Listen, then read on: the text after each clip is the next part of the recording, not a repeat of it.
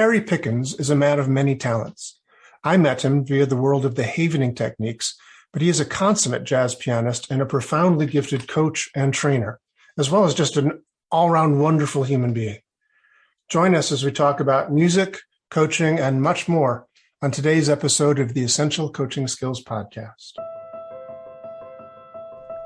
You are listening to the Essential Coaching Skills Podcast, a show devoted to uncovering the systems and the secrets that set the best apart, where you learn how to take your coaching clients to the next level, while you grow the coaching practice of your dreams.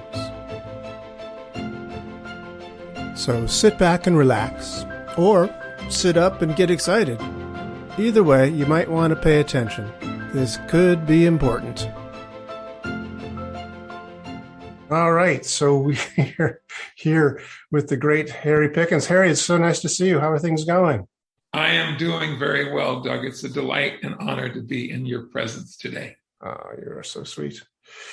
I feel the same way. I don't even feel a need to talk because it's just so nice to... We'll just vibe right now. We'll just vibe and let whoever's listening kind of feel the energy. Yeah, just feel the energy because that works real well. That works real well in radio. It actually does work pretty well. No need for to talk. We just will vibrate and transmit the energy of coaching enlightenment, and you will just catch it. You'll just catch it. Yeah, exactly. Yeah. So for people who don't know how wonderful and great you are, may I just say that you are wonderful and great, and you are also a professional musician. You have played with amazing people for many years. You're a jazz pianist, but you are much, much, much more than that. I met you first in the havening community, and I just keep learning new things about you. I think there's a whole bunch of stuff that I have no clue about you, Harry Pickens. So I was wondering if you could just give us a little, how do you think of yourself? I think of myself as a human being who's here to try to serve other people as an instrument of love and compassion. So that's my answer, my self-definition. I've studied lots of modalities, NLP, and I'm very interested in Ericksonian hypnosis. I haven't studied it formally, but I've read lots of Milton Erickson's transcripts and so forth. NLP, havening, as you know, tapping, EFT, applied neuroscience, lots of those different modalities. I've also written advertising for a living. I'm a jazz pianist. I had the privilege of playing with people like Dizzy Gillespie and playing for people like the Dalai Lama. And now I primarily work mostly one-on-one, but I also do a lot of training of coaches and counselors and therapists. So a potpourri of things. And I have a few private clients I work with as well. I will also say that you are one of the most generous people I know, as far as, really giving. I mean, you're here talking to me as an example for the listeners here, but you give away a lot of your therapeutic time and trying to make the world a better place through the trainings that you do online for people for free. I mean, a lot of the havening, what do you call it? The havening smorgasbord or the havening? Yeah, well, I mean, I really, but besides feeling that you get what you give, the way that services and education work online these days, and I learned this from Brendan Burchard and I learned this from Evan Pagan and others, is that the way marketing works these days is you teach and people get a sense of who you are, and then you offer them other kinds of things that are on a different level and they work with you. So you're right, I do lots and lots of free things, but I also have courses and individual work and mentoring and everything that I do, and it all balances out. Very nice. So how did you get in from music? Because you could have just stayed playing with Dizzy Gillespie, and how did you come into this sort of other realm of work with people? It's a really interesting thing. I used to have stage fright that was crippling. My stage fright was so debilitating that I would not sleep for a week before performing. I would throw up for 4 days before performing, and a day or two before performing, I'd have tachycardia, rapid, irregular heartbeat. And I knew if I wanted to be a professional musician, this happened when I was 19, 20 years old. If I was going to be a professional musician, I needed to figure that out. Otherwise, I wasn't going to last very long. And so when I was about 19, having this stage fright dilemma that was really critical, it plunged me in the study of how human beings work. I studied hypnosis and Barry Connick have Potential's Unlimited cassette tapes. That was the first thing I did. Oh my God, I haven't heard that name in years. I know his stuff. Yeah. When I first learned about it, I found out Barry Connick actually lived in Lexington, Kentucky, 80 miles away from where I live now. He's no longer.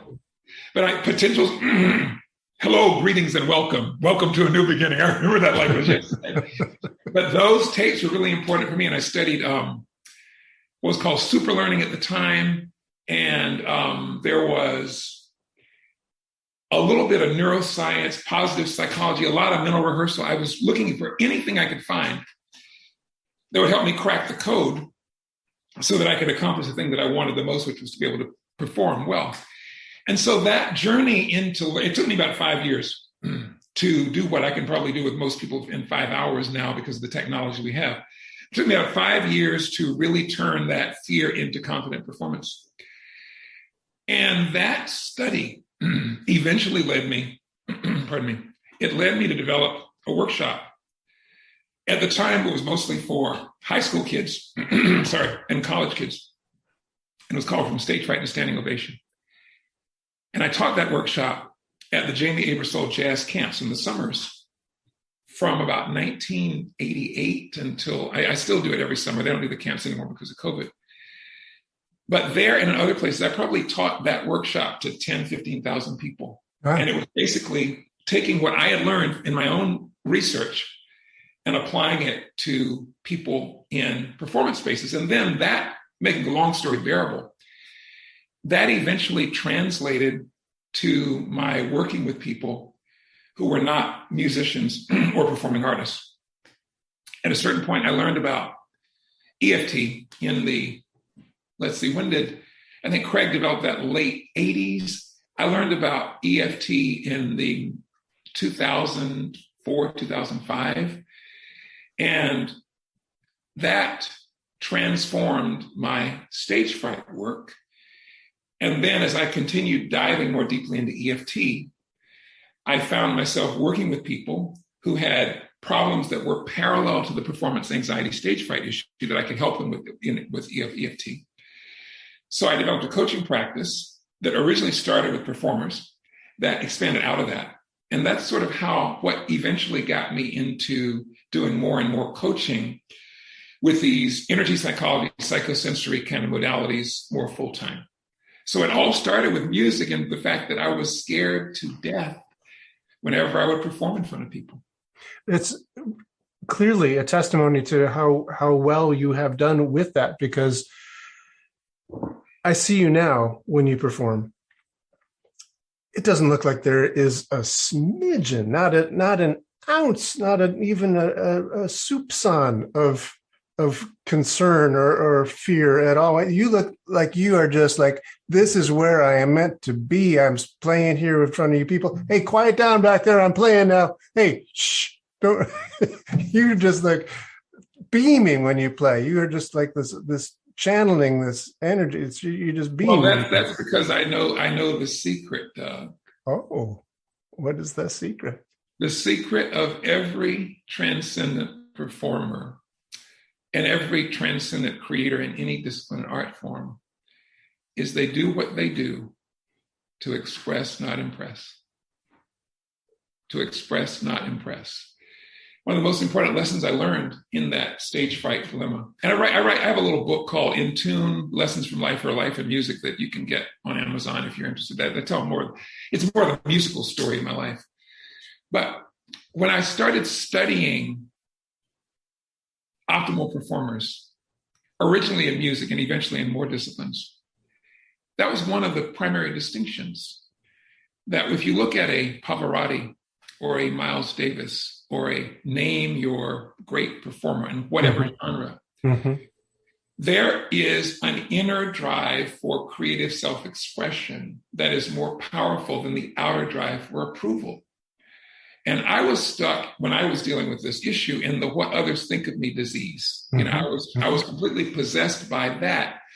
And if somebody who played well was in the audience or whatever, I would be focusing more on, can I impress them? Not the beauty. You know, there's a story about Van Gogh that articulates this really, really beautifully. And Van Gogh, when he was very young, maybe early 20s, I believe he lived in London in a fairly small flat, and it was a beautiful, beautiful full moon and a starry night. And he was looking at that full moon and those stars and how the moonlight resonated on this street lamp. And he was inspired so inspired by that scene. And he was in the middle of writing a letter to his brother, Theo Van Gogh. And he stopped writing and he turned the page over and drew a picture of that beautiful starry night. You know, it might have been a prelude to his classic Starry Night painting. Yeah. He drew a picture of it. And at the bottom of the picture, he wrote these words: "I had to share this with you because it is so beautiful." That story for me is the epitome of performing at your best, because you discover something. The something could be Beethoven or Bud Powell or Thelonious Monk or Billy Joel. It doesn't matter. But you discover something, you say, "Oh my God, this is so beautiful, Doug. Check this out. Let me share it with you." And my desire, my sincere desire to, number one, fall in love with the creative object, whatever it is. And number two, share it with you without expectation. That bypasses the stage fright circuit. Because then my attention is no longer on myself or on you. It's on, hey, check this cool thing out. Right. I'm really good at that for like 2 or 3 people, 4 people maybe. But when it starts to be an audience, you know, I discovered this, because just speaking about me for a moment. No, let's talk about you, Doug. I also am a piano player and also had terrible stage fright, and also got into doing hypnosis because of stage fright. The first time I ever experienced hypnosis was at Columbia University. I had first moved to New York City in 1980, and I saw in the back pages of the Village Voice this ad for this woman put in the Village Voice from Columbia. She was a graduate student. She was doing a study on stage fright, and she wanted to see which different ways of treating it would work best. So she was doing this controlled study, and so she needed piano players to come up and volunteer for this thing. And she was doing one group was doing hypnosis. One group was doing specialized ways of studying the music, so you got it really inside and out, and just knew it cold, much better than ever before. And then the third group was the control group. So I started off. We went up and we all played. And now it's a group of pianists playing in front of other pianists. So it's like, oh God, I have to impress them. That's totally in the forefront. What are they going to think about me? Totally in the forefront. That was all I could think about. And I was nervous as could be. And then we went through this thing, and the control group people, they just went away for 6 weeks and came back and did it again. So probably there was not much difference. I'm guessing. I wasn't, thank goodness, in the control group. I was in the group that did not hypnosis, but did the learning how to play the pieces inside and out. So you just knew it cold. And that helped a lot. Yeah. Knowing for sure that I knew it and I would not miss the notes helped a great deal. But she also, because she was being very nice, said, if you were in one of the other groups, I will teach you what the other groups knew, what we went through them. So then I went back and I learned these hypnosis techniques from her to manage the stage fright as well. So that was my first introduction to hypnosis many, many years ago. But what's interesting to me is that you went forward and started teaching it. And I've always thought that the best way to learn something is to teach it. What's taught is twice learned, that's for sure. And that's great. And because, I still get it from time to time. Like I said, if I'm playing for 4 or 5 people, no problem. But as soon as there's like an audience, like when we did that Havening in the Key of Jazz thing, as soon as we turned those cameras on, I was like, uh-oh. That's really interesting, Doug, because my experience now is literally no different if I'm playing for 1 person or 20,000 people. There's no really? Because, and I don't know if this would serve you, but there's a kind of intuitive or energetic cocooning that occurs for me, where I have actually at times literally forgotten that I was playing in public and there was an audience. because I was so completely lost in the present moment experience of the music. And for me, there is a place that I can go. And it goes back to the Van Gogh. This is so beautiful, where I am so focused, intent, and present to that sound in that moment, and to the intimacy of me and the piano, that the other people, and I also have my eyes closed often, the other people don't even exist. Because I do feel that, I mean, they exist in an abstract way. They exist as those that I am serving, or that the music is flowing through me to touch. But there is a very, for me, and I'm more of an introvert anyhow, there's more of this cocoon. It's an energetic cocoon that's me and the piano and the music, and everybody else is sort of eavesdropping on our conversation. So I don't feel self-conscious, because you're just hearing what I'm saying to my sweetheart, you know, in a way. Metaphorically. Gosh, Harry Pickens. One thing people might not know about you, if they don't know about you, is that you are 6'9"? I am 81 inches, 6'9" tall. I've been this tall since I was 14, and I don't play basketball at all. Yeah, I would not have asked you that question, but boy, that must be rough being an introvert at 6'9", because you sort of stand out in pretty much any crowd, I would think. Well, you know, Doug, I think all of us come into, not all of us, but many of us who are in this profession of helping others, come to our work as a result of things we've overcome ourselves. I was a tall kid.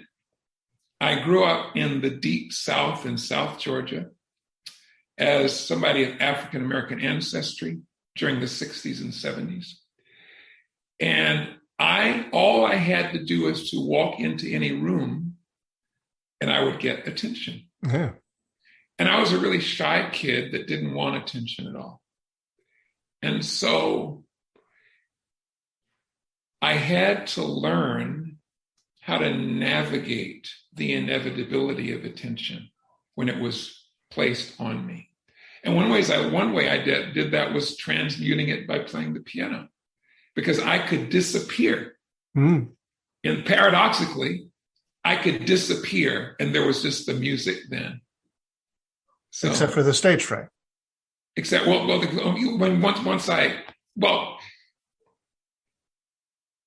yeah, but you know, that's a really interesting thing, because the stage fright was much more about a performance context. If I was just like playing not on a stage, it wasn't so much an issue. It was more about that public performance. Gotcha. But I know for me that music, I mean, for example, when I went to Davidson College, the first time there was a social gathering, because I literally was what might be characterized as pathologically shy. There was something going on, and it was the like first weekend of school and brand new college and everything. And I was in this cocktail party kind of thing and feeling very awkward until I saw a piano over in the corner. So I started playing the piano, and that allowed me to say hello to people. Oh, that's great. You know, it's funny you should say that, because as a musician, I also had that stage fright thing, and in a concert situation, I still get it a little bit. I've obviously done a lot of work for it on it over the years, but I also don't perform very often, so it's hard to measure. But when I would play parties, I loved playing parties, because people weren't really listening. They were just, it was background, you know, they were having conversations, they were drinking, you know, so I could just, and I played great. I played great at parties, man. That was good. But anyway, let's talk some more about other things. I could talk to you about this all day, but that's probably not what people are tuning in for. Although the interesting thing though around that, as we make the bridge, is everything I ever learned about coaching, I learned on the bandstand, the practice room, and the concert hall. Really? Like all of the principles that are intrinsic to effective, exceptional coaching or being a practitioner or whatever, are absolutely connected to my embodied experience of being an improvising musician. Well, let's talk about that then. So, like what, Harry Pickens? Like what would you say is an essential coaching skills? Because that is the name of this podcast. What would you say is an essential coaching skill that you learned on the bandstand? One of them is the relationship between practice and performance. Very often we have people entering a field like coaching who don't have really good chops. Mm-hmm. That is, they haven't learned their basic scales and chords and rhythms and harmonies and so forth. And so they jump into a circumstance without having the fundamentals mastered well enough to be able to flow with them. So that's an example. I mean, anybody who plays a musical instrument knows you can't get better without practice. It's intrinsic to the process, right? Mm-hmm. But yet in these other areas, only in the last 5 or 10 years has the term deliberate practice been introduced into the pantheon of therapy, where now you're looking at, okay, as opposed to being a therapist who's been doing what you've been doing for 30 years, but you only have 1 year of experience and you've been repeating yourself for 29 years. The idea of deliberate practice means that you find a specific area that you want to improve in, and then you focus on creating frameworks and ways to practice that area so you consistently improve. So example, you do this in NLP all the time in terms of rapport or sensory acuity or whatever, but that's one thing. So I would say one of the fundamentals is learning how to practice. So you learn how to deliberately make yourself better. That's one. Okay, very cool. And I will just say, how would a coach do that? How would a coach who isn't a musician, how does a coach who doesn't have the reference of scales and arpeggios and stuff, how would a coach practice coaching without being in front of a client or a student? So number one, identify where you are and where you want to be. Create a picture of that. And as you're looking at that, where you want to be, what's the difference between where you are now and where that is? So you might envision, okay, my number one model for a coach is Doug O'Brien or is Tony Robbins or is, whoever, name your person. And then you ask yourself, okay, so what did they do that I don't do? And as you start studying and really reflecting on them, you might, number one, something that Doug does is really, really, really powerful is how he uses his voice to modulate, to connect with the client. And you say, okay, that's the thing I'm going to work on. So then number one, you identify. Number two, you analyze. So they might listen to one of your recordings or listen, and figure out, okay, what are those things? And then number three, you design a simple practice routine to work on that specific area. So in every session you do, you might suppose one thing, and I'm just making this up, but it's a principle. So suppose the thing that you're needing to develop is the capacity to match and mirror your client's pace, right? So I'm talking about 75,000 miles a minute, which is sort of my natural pace with you. Yeah. But suppose that you were one of these people who spoke this way. So my deliberate practice might be in all of my conversations this week, I'm going to notice the speed, the tempo, the pace at which my client speaks, and I'm going to match that pace. At the end of the week, I'll take a look and see how I've progressed, what I've learned, how my client responded to me when I was in rapport, out of rapport, et cetera. So that's like taking the micro skill and making it into a practice. Just like if I'm working on playing Scott Joplin rags, one of the things I need to learn how to do is play the left hand chunk, chunk, chunk, chunk. Mm-hmm. I might do that by itself, or I might do that, I might take a 4-measure passage and do that over and over, and then add another 4 measures to it. So same principle, you identify what you want, you find a micro skill that's part of that, and then you deliberately work at it consistently. Beautiful. It's very interesting. I've been teaching for the past year online, both hypnosis and NLP. Yeah. I'll be doing the same thing with Sleight of Mouth shortly. Once a week, we do these things. So it's exactly what you've described. We are practicing these small things. Let me just show you. I know this is an auditory thing, so most people will not be able to see what I'm showing you now on our Zoom call. I have a fake cat here. battery operated cat. What do you mean fake? I just mean he's a man-made, manufactured cat. But that's because you haven't heard him talk to you in the middle of the night. thank goodness I have not. But it breathes. So what's his name? Kitty. Oh, okay. All right. Yeah, he has a name. It's Kitty. It says so right on the little label there. But he breathes. So when you put the battery in and hit the on switch, the chest goes up and down. So it looks like he's sleeping. He's in a little curled up fetal kitty position. Yeah, and he's got I'll show you. It's got its own little sleeping basket. So do you actually own a kitty? A real one? No. And this is not a stuffed cat. This is a toy cat. Oh, Doug, I have to interrupt because you're missing half of your life. You don't at least have access to a real cat in your life. Like my sweetheart, her cat name is named Bonkers. It looks a little bit like that kitty. Yeah. And there is something about a cat sitting on your lap purring. Talk about inducting you into a hypnotic state. I know. You must experience it. My wife and I had a cat for 20 years and she died. But our current apartment situation in Manhattan disallows animals. Sure. Yeah.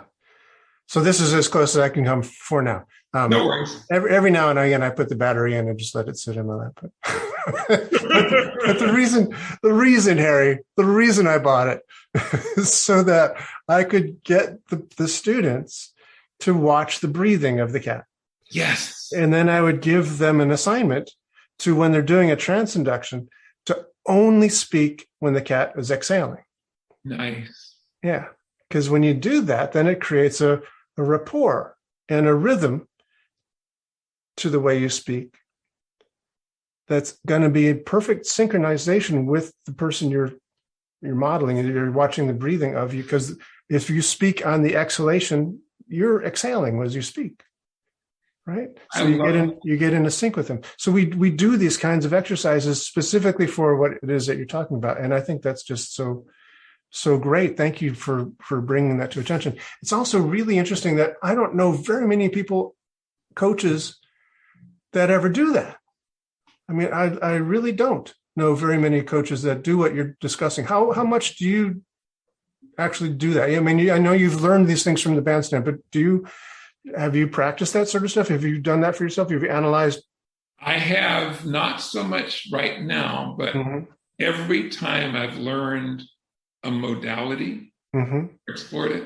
Actually, the thing, let me reflect on it, because I'm practicing something now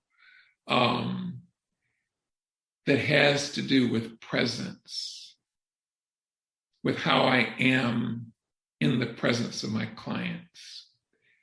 And it's a more subtle practice, but it is a practice.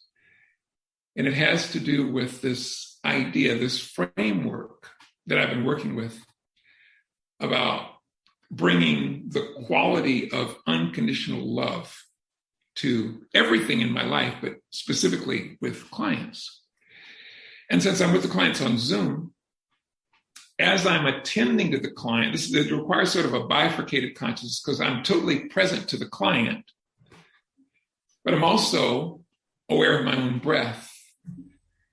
And on the exhale, I'm imagining like breathing the essence of unconditional love into the collective space. So, for example, I'm doing that now as we talk. I'm attending to you, but I'm also aware of this energy, kind of this cocoon of energy that I'm consciously bringing here. So that's something I've been practicing recently. It's beautiful, man. It's great. So the more precise the practice, the more ultimately integrated the performance will be. Sweet. So that's one principle related to music. If I may just digress a little bit more, I was also reminded as you speak of this that, the way you did it for a week, concentrate on the vocal inflection for a week thing and measure how well you've done. I'm reminded of Benjamin Franklin. Yes. Because I work a lot with Stephen Covey's principles, the 7 Habits of Highly Effective People, and I realized, because I read it from Stephen Covey, that prior to fairly recent times, working towards success was not towards like how I'm going to influence people. I'm not going to be, make friends and influence people. That wasn't the point. The point really to self-improvement was to be a better person. Yep. To be a better person. And the idea was that if you can improve who you are as a human, then success will just flow from that. Yes. And so Benjamin Franklin had this thing that he called he had 13 virtues. Yep. 13 virtues. And he would cycle through these 4 times a year. That's why the number 13, because it adds, 4 times 13 is 52. So it's 52 weeks a year. He would, once a week, he'd pick a different virtue, and he would practice being, more as much as he could that virtue that week, whether it's honesty or, loving or whatever it might be. I'm actually not sure what his 13 virtues are, but I think that's just such a really interesting approach, to take. I agree completely, because we take the idea of development and we take it for granted that in the military, in sports, in the performing arts, you have to keep practicing in order to gain proficiency. But we don't tend to generalize that idea that we can practice states of being, we can practice traits of character, we can practice becoming a better coach or a better, whatever. Writer, a better speaker, in the same exact way that we learn how to play the piano or the flute or the trombone. Yeah. So practice, and precise practice, is one of those principles.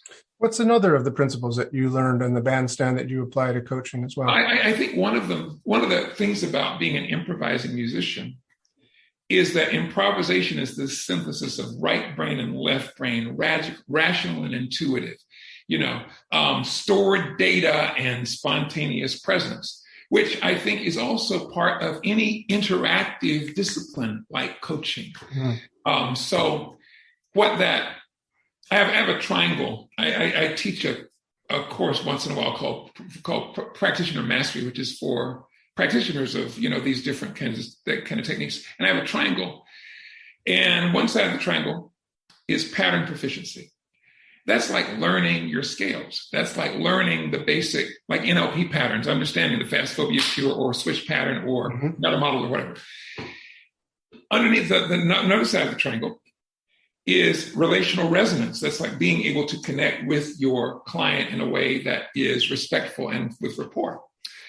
The third side of the triangle is intuitive intimacy.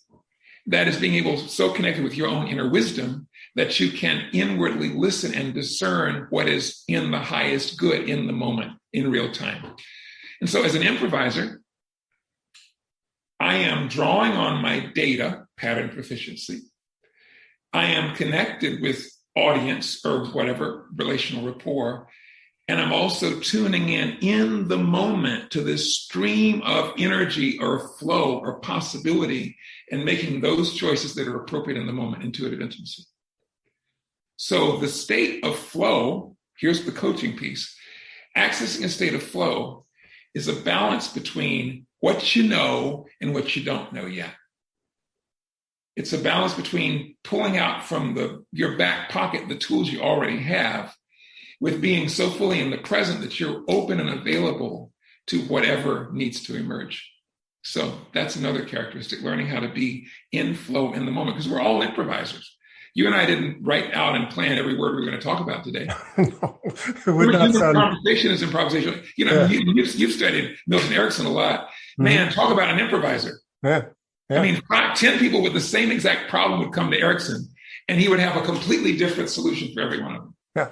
Absolutely, which is brilliant. So, when you say this triangle, is it a pyramid where the one is like the base, the other things build from, or is it a triangle that could go in either? They're like, well, a better metaphor might be 3 legs of a stool. Okay, but they're all equal. Interesting. If you don't have one of the 3, you're going to be crippled. Your stool won't work. People who know their patterns real well, but have crappy rapport. All right. Or people who have great rapport, but don't know how to do, a submodality shift or whatever. or people who are really intuitive but don't know their stuff. So, and because the people who are super intuitive will try to wing it, but they don't have necessarily the data to support it. I mean, just like a great musician, like if you think about Oscar Peterson, oh my God, or Bud Powell, or Miles Davis, or any of the real greats. Oh God, yeah. They've got the spontaneity, but they've also got the chops to back it up. They certainly do. You know. Certainly do. Yeah. My goodness. Bill Evans studied harmony, you know. Yeah. Yeah. You know, it's interesting though, because I've often talked about with both myself and my students having a balance of like the chops and the intuition kind of thing. And I use the example that back in college days, there was a fellow piano student of mine that was just all emotion. She was just, you know, really emoting through the piano, but she was sloppy. You know, she wasn't getting the right notes, or the tempos kept fluctuating too much. And it was just like, you couldn't recognize this as Mozart. I mean, what is that you're playing? Yeah.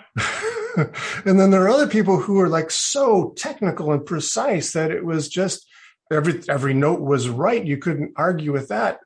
But it was hard to listen to, it painful to listen to. It was so brittle and hard that you needed to have both. You needed to have the right notes and the emotion and the that it's the combo of those two. But you're actually adding a third piece, which is fascinating to me.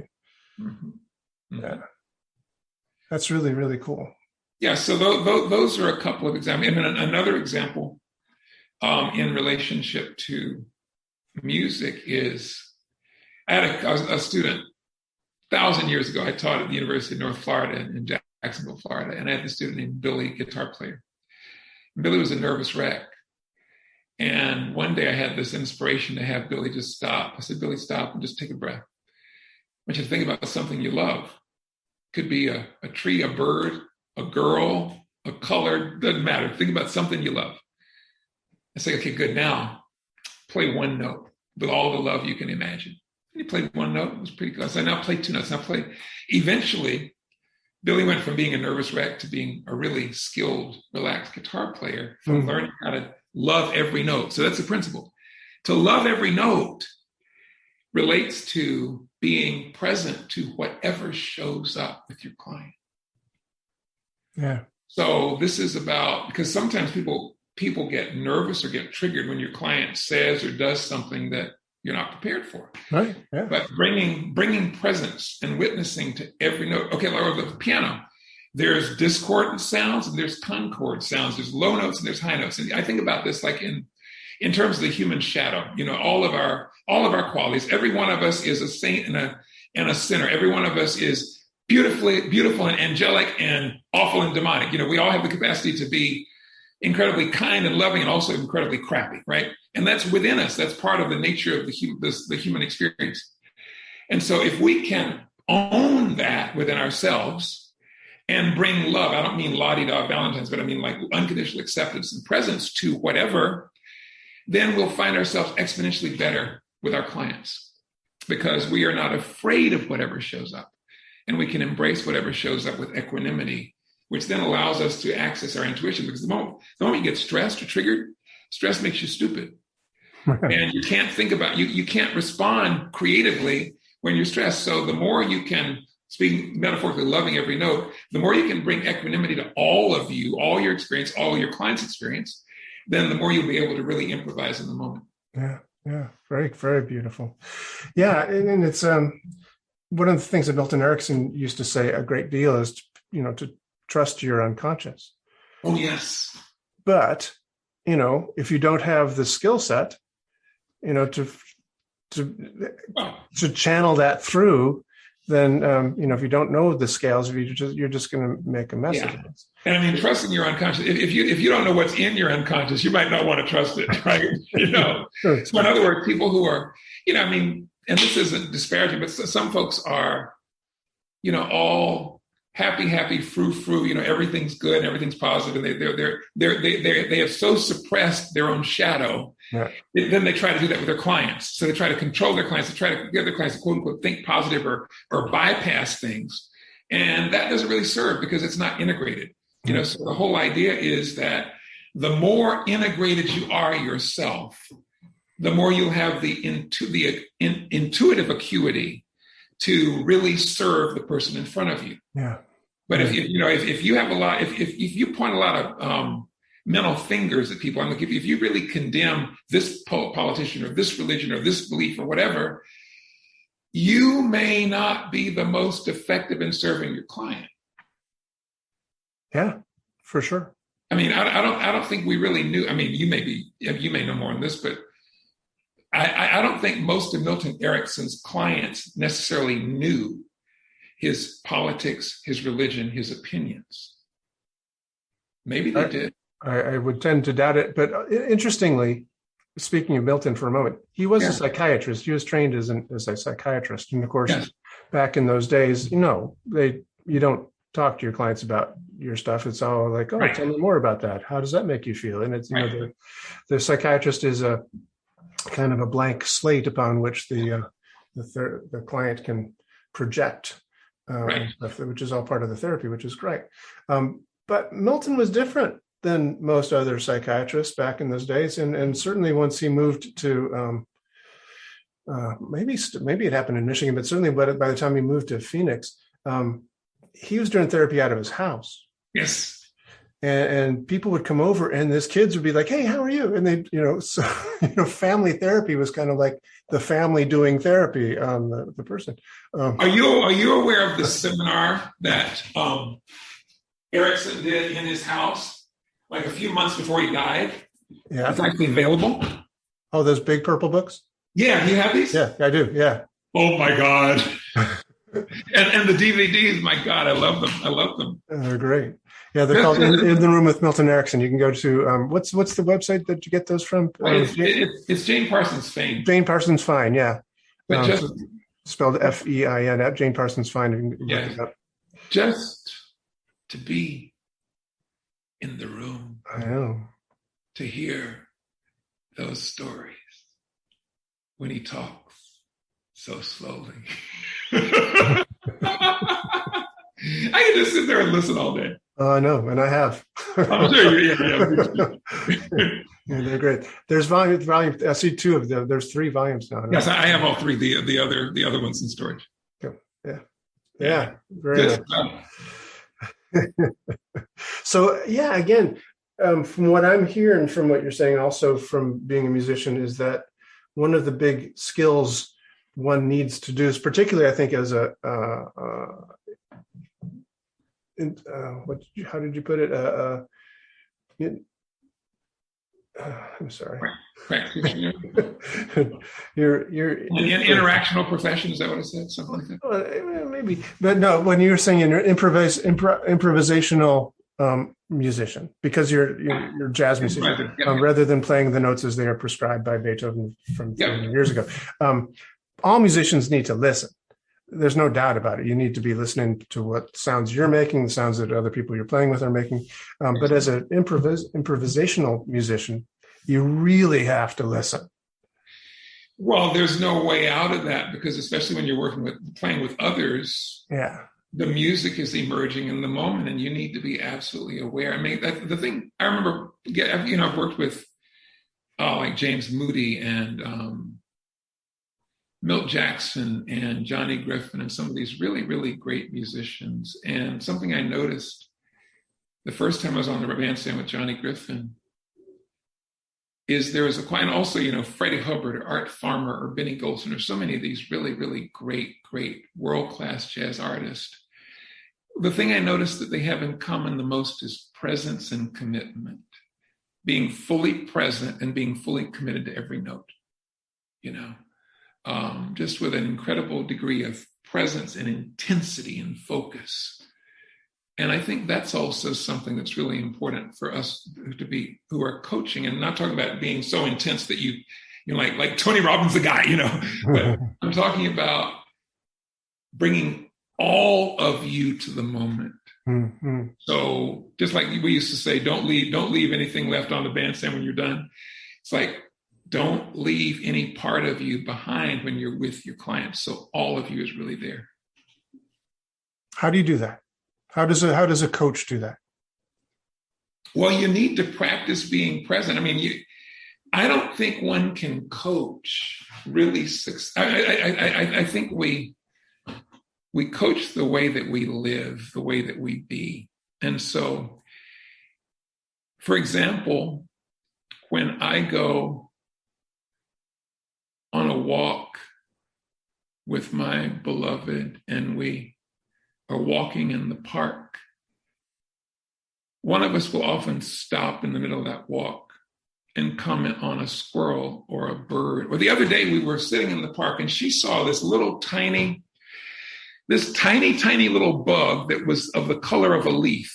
And I would not have seen it. I would have probably squished it. But she said, look at that. And we just watched it for a moment. If you haven't practiced the capacity for being present in other areas of your life, it will not show up in your work with a client.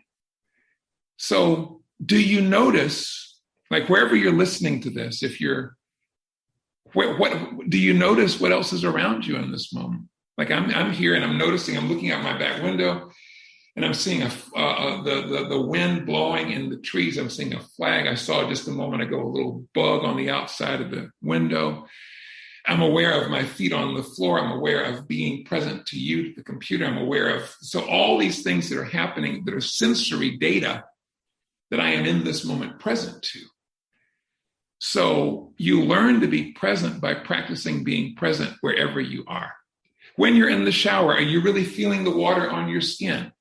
You know, when you're talking to your beloved, your partner, your spouse, your children, your grandkids, whatever, are you there with them? When you are listening to a beautiful piece of music, are you really there listening to it? Are you thinking about 1,000 things at once? So that's just about practicing being here. You can start with your breath. You can start with feeling your body. You can be involved in like Tai Chi or Qigong or some kind of dance movement practice to help you become embodied and present. But all of those different things. Nice. Be here now, like Ram Dass said so long ago, So long ago, indeed. Hey. Hey. I just love you, Doug. It's always good to be with you. Feeling is so mutual. Tell me about havening. I know you've been doing it a little longer than I have, I think, because I think you were already a practitioner by the time I I took my first havening course in March 2015. When did you? Oh, no, never mind. I beat you. 2013 is when I first. Yeah. So it'll be 7 years in March. Nice. And what drew you to it? I know you were already doing EFT so well. I was really disturbed because at the time in 2015, there was not nearly as much good research on EFT as there is now. And I was actually talking to a friend of mine, a really brilliant coach who you might connect with. His name is John Patrick Morgan, brilliant guy. But we were talking about we were both talking about neuroscience, and we were talking about my lament that these tools, these energy psychology tools like EMDR and EFT, whatever, didn't have a neurobiological framework that made sense. They had an energy framework and they had an Eastern framework, but they didn't have anything based on what we know about the brain. And John said, oh, do you know about Dr. Rudin, When the Past is Always Present? I said, no, I don't. And that was a Friday. I ordered the book while I was talking to him on the phone on Amazon. I got it on Monday. And 3 weeks later, I was in New York taking the training. But it filled this need for a neurobiological model. And I mean, since then, we've got really good memory reconsolidation and a number of things that have supplemented Rudin's idea about traumatic encoding. But it was the model that was grounded in solid neuroscience, the hypothesis rather, grounded in solid neuroscience, that attracted me, because then I started understanding more about havening. That model does open out a window for us to understand dozens of other modalities and how they work and what happens in the brain. So that was it. That was the connection. The tool is great. I mean, havening as a modality is great. But my real interest and passion then and even now is what the model tells us about how lots of other things work and how to use it skillfully in both in terms of havening centric methods and wider applications as well. Nice. Do you still use EFT as well, or do you just stick to Havening now? Or oh gosh, no. I mean, if you were to work with me as a client, there's no telling what we would do. I mean, it might involve doing some meditation. It might involve some EFT, some tapping, some Havening touch, some synthesis. I've had the privilege of studying with Mark Robert Wallman, who has written several books on neuroscience and change, including some with Andy Newberg, who's the expert on neurotheology, or the idea of spirituality in the brain. And he has a program called neurocoaching, which I've learned a lot from. I use some of his techniques and tools, some straight memory reconsolidation, some matrix reimprinting, it all depends on what sometimes some NLP or hypnotic kind of work, depends on what the person in front of me needs. I've also explored one of the most fascinating things I've been exploring lately is a synthesis of something I learned from Lindsay Kinney in EFT, where instead of, so you have somebody who has an issue, say the issue is I'm not good enough. And they can't identify a specific memory because maybe they had a lot of different memories related to that. Maybe they were, bullied, and maybe they were abused, and maybe they were treated a certain way as a kid. And so I will have them. So what I learned from Lindsay Kinney was this idea of bundling or bucketing. That is, you don't always have to find one memory. You can actually take a symbol that represents a bunch of memories, and that can, Sylvia Hartman also talks about this. So Lindsay Kinney has a trauma tree. She also has something called the Tower of Shame. Tapas Fleming she calls it a pot where you just put all your stuff in it. I often use a bucket of stress. I have the client draw a big U on a piece of paper. And I want you to put everything in that bucket that you can think of that relates to this. So every event, every emotion, every memory, every belief, whatever. So sometimes they'll come up with a big, big bucket. Now I have them create an image of what that bucket is. And sometimes it's a small bucket, sometimes it's a dumpster. And then we do some things to contain it appropriately. And then we'll clear it. We can clear it with EFT, we can clear it with Havening.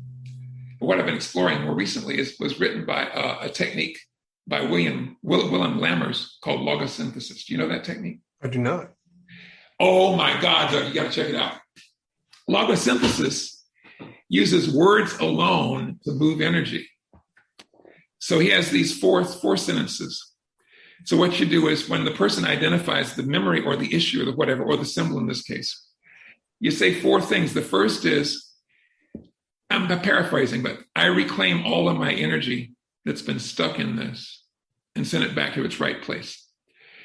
I release all not me energy, everything that's not mine from this, and send it back. And I release my reactions to this from my body. And then I tune my system to its awareness. Check out, look it up, logosynthesis. I wrote it down. Because what I've discovered is I have been able to help clients. Okay, I went from EFT to Havening because there's a specific practice called the trauma tree, where you take a belief and you create a symbolic tree with the events and the emotions and the beliefs connected to it, and you clear it with EFT. Average trauma tree will take 30 to 40 minutes to clear completely. And once it's cleared, the person is free of those beliefs and those emotions and that issue. I did the same thing with Havening, and I could clear a trauma tree in 25 minutes instead of 45 minutes. Like, that's cool, pretty fast. So now with logosynthesis, I can clear a trauma tree in 10 or 15 minutes. And all we do is talk. Really? So no tapping, no touching, just language and a few other subtleties. So I use the combination of soothing touch, not necessarily Havening, but touch, some kind of relaxing touch with yawning, which is what I learned from Mark Wallman. I have a technique called yawn, stretch, and soothe. So you yawn, big mindful yawn, you stretch, and then you soothe with comforting touch. And then we do some tapping around acceptance, acknowledgement. Even though I have this big bucket of stress and part of me believes I can never let it go, I choose to remember it's not me, it's my brain. So we do a number of these linguistic patterns to break it up. And then very often I'll just do logosynthesis and we'll clear the energy of the bucket and it goes away. Wow. So I'm exploring a synthesis of all of these, which seems to be so far the most efficient, rapid, thorough, and fun ways of clearing things. So I'll probably talk about it and teach that at some point. I look forward to it. That's what I'm experimenting with. Wow. So I know we're getting close to our time here. So I deeply appreciate you taking the time. It's always just a joy to be with you and hang out with you, but it's also just a joy to hear your incredible wisdom and knowledge both at the same time. Well, Doug O'Brien, I've got to tell you the truth, buddy. Every time I'm in your aura, I feel enhanced. As you were saying, my friend, you were very elegantly wrapping things up, and I just jumped in with that. Oh, God. Thank you, Harry. You are an auric enhancer, my man. Well, you're welcome.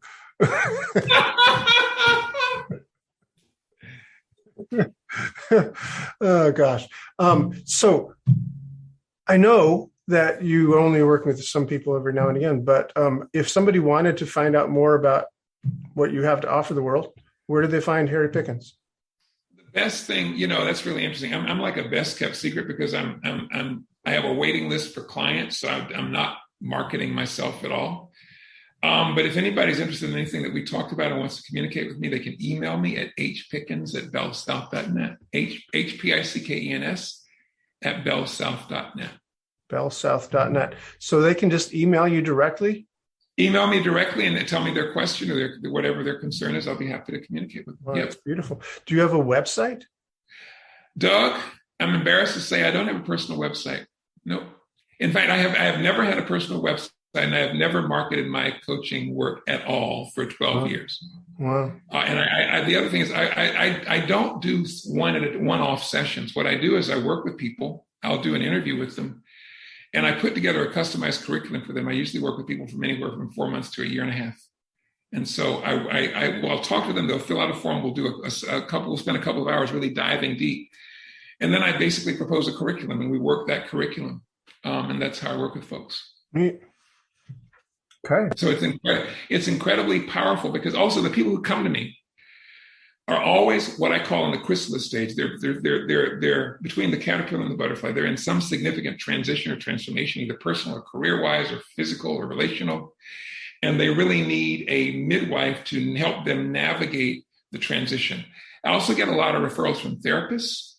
I get people who have major kinds of traumatic experiences that the therapists are not equipped to really work with the tools that they have because of the tools that I have, and they will help them. So beautiful. Well, thank you for being here. I'm sure people will want to hear more. So Harry Pickens, blessings. Thank you. Blessings to you, my friend. Take good care. This has been the Essential Coaching Skills Podcast. Thank you for being here. It's a pleasure seeing you again. Hope to see you again real soon. Come back next week when we have another gripping and exciting episode of the Essential Coaching Skills Podcast. And if you want to, you can find out more about us, each and every one of us, at essentialcoachingskills.com. Thanks.